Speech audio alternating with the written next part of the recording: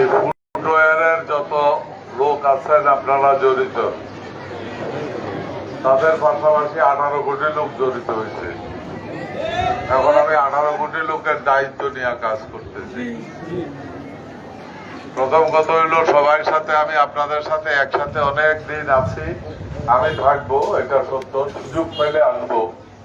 But আমার মিনিস্ট্রিটা এত বড় আমার পক্ষে সম্ভব হয় না। আমি 11টাতে ঘুম থেকে উঠুন না, মানুষ 7:30টায় উঠন লাগে, বড় কষ্টে আছে। মানুষের মন্ত্রী হইলে বলে খুব মজা, আমি কোনো মজা দেই না।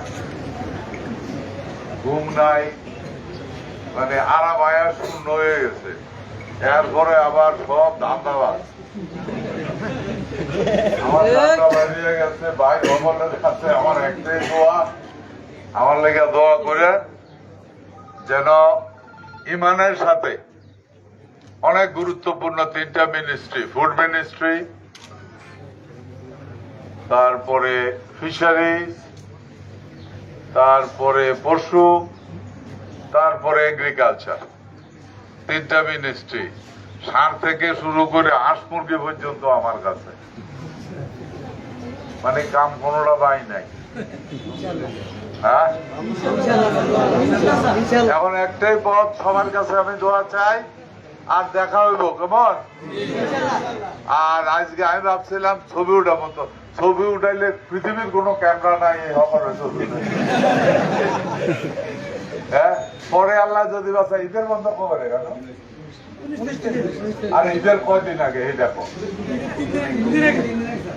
2 দিন আগে জাতীয় বন্ধ, ওই সময় কিনা আমি জানি না। যাই হোক, ঈদে তো মোটামুটি লম্বা বন্ধ আছে। যদি আমি প্রথম দিন বন্ধ যদি দেখি আইসা পাই, তাইলে আমি আইসা পড়বো। আইসা আমি কথা দিচ্ছি প্রত্যেক সেকশন ওয়াইজ সবাই লোকের ছবি উঠাবো, ঠিক আছে? এখন সম্ভব হইতো না, তুই কম, তুই তো চালাক, আর বডি কোনো ক্যামেরা ছবি উঠাইছো। হ্যাঁ, তো ঠিক আছে, সবার কাছে আমার দোয়া চাই, সবাই দোয়া করবে আমারে। সবচেয়ে বড় কথা, যেটা অনেক বড় দায়িত্ব, আল্লাহ যেন ইমানের সাথে এই সঠিক দায়িত্বটা পালন করার তৌফিক এবং শক্তি যেন আল্লাহ আমাদের দেন, এই দোয়া চাই সবার কাছে। ভালো থাকেন। আমি জিজ্ঞাসা করলাম এরারকে, বলে না এবার তো অর্ডার টর্ডার আছে, আমি জানি না বছরের শেষে আবার কয়টে আছে। আমি যে আদর লাগতো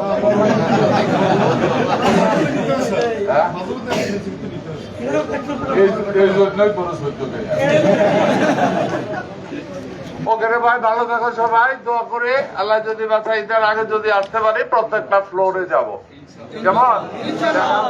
আর অনেকদিন পরে হইলেও আমরা বোধ হয় এবারে বোধ হয় অর্ডার একটু ব্যাটারের দিকে যাইতেছে।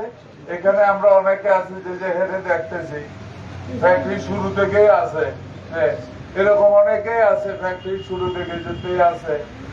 হ্যাঁ, অনেকেই আছে এখানে ফ্যাক্টরি শুরু থেকেই আছে। চলেন সবাই মিলে আমরা সুন্দর করে ফ্যাক্টরিটা চালাই। সবচেয়ে বড় কথা, আমি মন্ত্রী হয়েছি, আমি কিন্তু ওই আমার গাড়িও সরি, আমি সরকারের গাড়িও নেই না, আমি সরকারের তেলও নেই না, আমার তেল আমি সরি। তো বলছিলাম বেতন নিব না, পত্রিকা উঠে চাইলে না, বেতন আমি নিবো, বেতনের টিয়া আমি খামু না, গরিবরার মধ্যে দিয়ে দেব। সরকারি ঘরে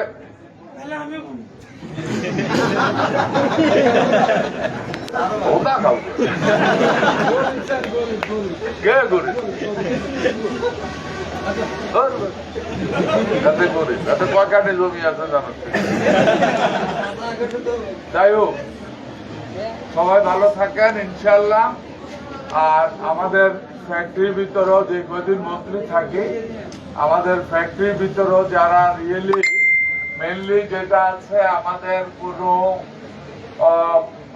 কর্মকর্তা কর্মচারী বা শ্রমিক গোষ্ঠীর যদি কোনো সন্তান লেখাপড়া করতে পারে না টাকার জন্য, ওই রকম যদি কিছু হয়, আমি আমার বেতনের এবং টিএ দিয়ে যা পাই এগুলির টাকা আমরা যে কমিটি করবো এর ভিতরে ফ্যাক্টরি প্রতিনিধিও একজন থাকবে।